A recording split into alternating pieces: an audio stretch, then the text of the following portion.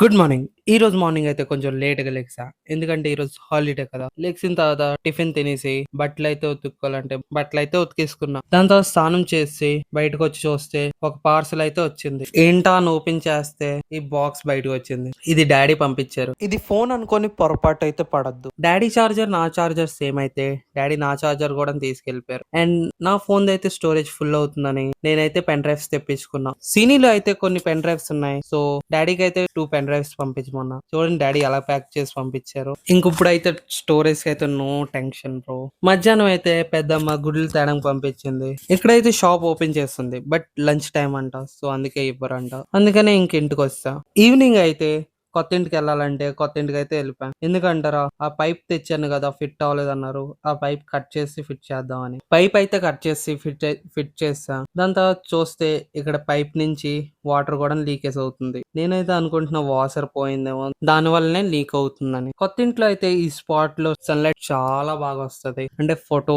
Video ఏదైనా చాలా బాగొస్తది. నాకు చాలా నచ్చుతది ఈ ఏరియా. దాని తర్వాత టెస్ట్ తీసుకొని ఒక్కొక్క ప్లగ్ పాయింట్‌లో చెక్ చేస్తా కరెంట్ వస్తుందో లేదో. అన్నీ అయితే బాగానే ఉన్నాయి. ఈ ట్యాప్ లీకేజ్ ఉంది. సో రేపొచ్చి చేద్దాం అనేసి అనుకున్నా. అందుకే ఇప్పుడైతే తలుపు తాళం వేసుకొని నేనైతే ఇంటికెళ్ళిపోయా. ఇంటికెళ్ళగాలనే పెద్దమ్మలైతే టీ అక్కడ ఉంది ఏసి ఇచ్చి అనేసి అన్నారు. సో పెద్దమ్మకి, నాన్నమ్మకి టీ అయితే ఇస్తా. ఈవినింగ్ మళ్ళీ పెదనాన్న ఫోన్ చేసి అన్నారు. ఏటయిందో ఒకసారి చూద్దాం పదా అనేసి. సో మళ్ళీ చెక్ చేయడానికెళ్తే చూస్తే అది ట్యాప్‌దే వాషర్ పోయింది. సో రేపొచ్చి చేద్దామని తలుపేసుకొని ఇంటికైతే వెళ్ళిపోయాం. ఇంటికొచ్చేగాలనే భవ్య డాన్ అయితే ఇక్కడ కర్రీ వండుతుందంట.